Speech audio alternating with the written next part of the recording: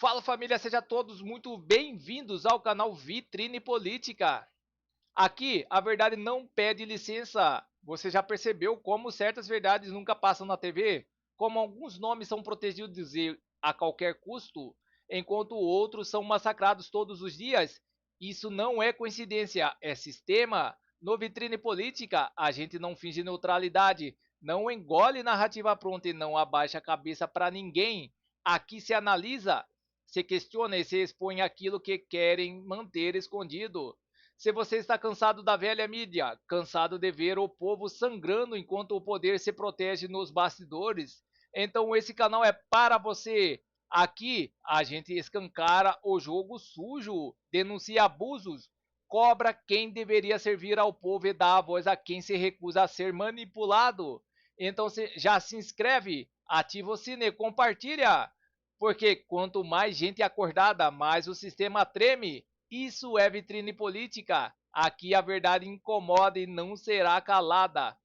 E essa notícia vem diretamente de Santa Catarina com Deltan Dallagnol. Racha no Supremo Tribunal Federal. Ministros trocam farpas e cresce abismo que divide o Supremo. Assista esta matéria até o final para você entender melhor tudo sobre o que está ocorrendo e vamos deixando os créditos na plataforma para o Deltan Dallagnol.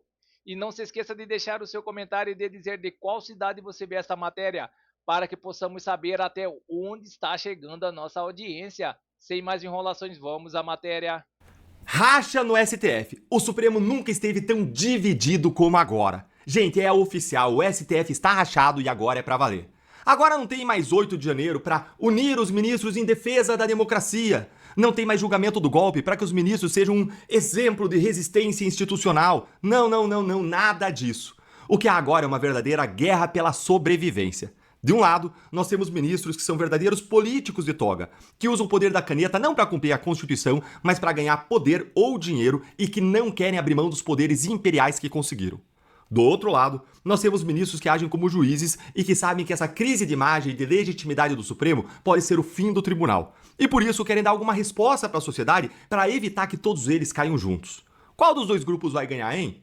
Na quarta-feira, o grupo de Moraes e de Toffoli, que não quer um código de ética de jeito nenhum e que também engloba ministros como Gilmar Mendes e Flávio Dino, deu o primeiro soco nessa verdadeira briga de rua, com manifestações absolutamente esdrúxulas, tanto de Moraes quanto de Toffoli, em que eles defenderam os privilégios da magistratura. Se fizeram aí de coitados e de vítimas, como se fossem os grandes prejudicados dessa história toda, atacaram a imprensa e os críticos deles e reclamaram, olha, de como é difícil a vida atribulada de um ministro do Supremo. Olha, eu ia poupar vocês disso aqui, mas esse trechinho aqui que eu separei, ele tá demais, ele é imperdível, você vai ter que ver comigo, aí ó. Não há nenhuma carreira pública com tantas vedações como a magistratura. Puxa. Já começam as vedações constitucionais. O magistrado não pode fazer mais nada na vida. Só o magistério. Gente, eu acho que eu vou chorar. Olha, faltou um lenço aqui pra eu chorar. Puxa vida, coitados. Tadinhos deles, né, gente? Eu não sei nem por que eles aceitaram assim um cargo tão penoso de ministro do Supremo, tão difícil essa vida. Eles reclamaram que eles não podem ser empresários nessa mesmo dia. E, não podemos ser empresários. E é realmente uma pena que nem o Toffoli nem o Moraes sejam empresários. E é por isso que a mulher do Moraes, ela precisa de um contrato de 129 milhões de reais com o Banco Master para ajudar a colocar comida na mesa. Porque só com o salário de ministro, né, que é o teto do funcionalismo público, mais de 45 mil reais por mês, só com isso não dá, né? E Toffoli, então, coitado, ele não pode ser fazendeiro, não pode ser dono de resort, tem que ficar tudo em nome dos irmãos, dos primos. Isso supostamente, né, claro. E tem que viajar de jatinho pra final da Champions League, gastar com segurança pra viajar pra Europa. Claro que não sai do bolso deles, mas é um sacrifício. O que eu vou dizer pros ministros, hein? Olha, eu não vou. Essa eu vou deixar pra vocês. Diz aí nos comentários o que você acha enquanto eu te conto que logo no dia seguinte a essas falas, o ministro Fachin, presidente do STF, cancelou um almoço marcado pro dia 12 com todos os ministros em que eles discutiriam detalhes do Código de Ética do Supremo. E o que a gente tá vendo é que de lado a lado saem ataques, reações e novos movimentos.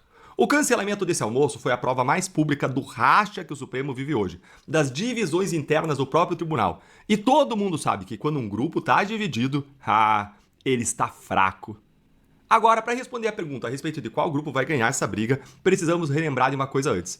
Esses dois grupos, eles têm algo em comum que ainda os une, que é o fato de que ambos só querem sobreviver, manter o status quo, evitar um processo de impeachment para não abrir a porteira, porque sabem que onde passa um boi, passa a boiada.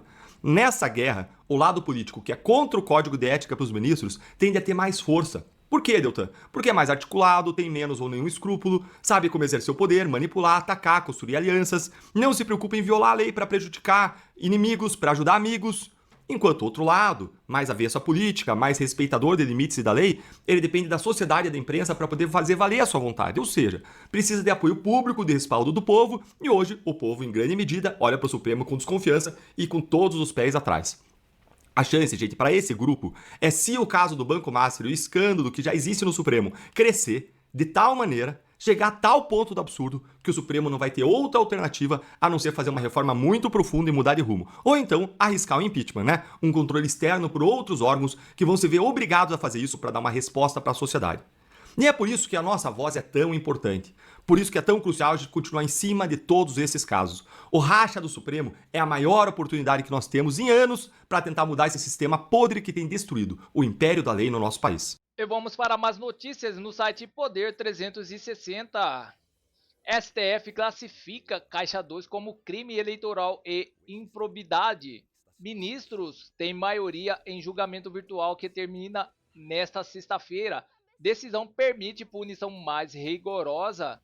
O Supremo Tribunal Federal tem maioria para classificar o Caixa 2 como crime eleitoral e ato e improbidade administrativa, permitindo julgamento simultâneo na Justiça Eleitoral e na Justiça Comum. A decisão foi tomada em julgamento no plenário virtual iniciado em 19 de dezembro de 2025 e que se encerra às 23h59 desta sexta-feira, 6 de fevereiro. 9 ministros já votaram a favor da tese apresentada pelo relator, ministro Alexandre de Moraes. Apenas o ministro Nunes Marques ainda não registrou seu voto no sistema. Na prática, a decisão estipula uma punição mais rigorosa para quem cometer o crime de Caixa 2, caracterizando pelo uso ou recebimento de dinheiro com campanha eleitoral que não é declarado à Justiça Eleitoral.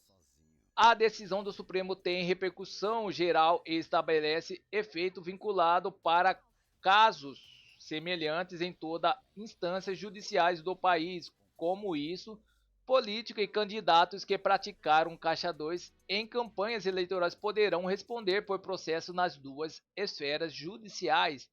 A Justiça Eleitoral, a sanção pode chegar a 5 anos de prisão e multa. Na Justiça Comum, a improbidade pode resultar em perda de direitos políticos e restrições a contratos públicos. É possível que a dupla responsabilização por crime eleitoral Caixa 2, artigo 350 do Código Eleitoral, e ato de improbidade administrativa, Lei 8.429 de 92, pois a independência de instâncias exige tratamentos sancionatórios diferenciados entre os atos ilícitos em geral, civis, penais e políticos administrativos, e os atos de improbidade administrativa, disse Moraes em seu voto.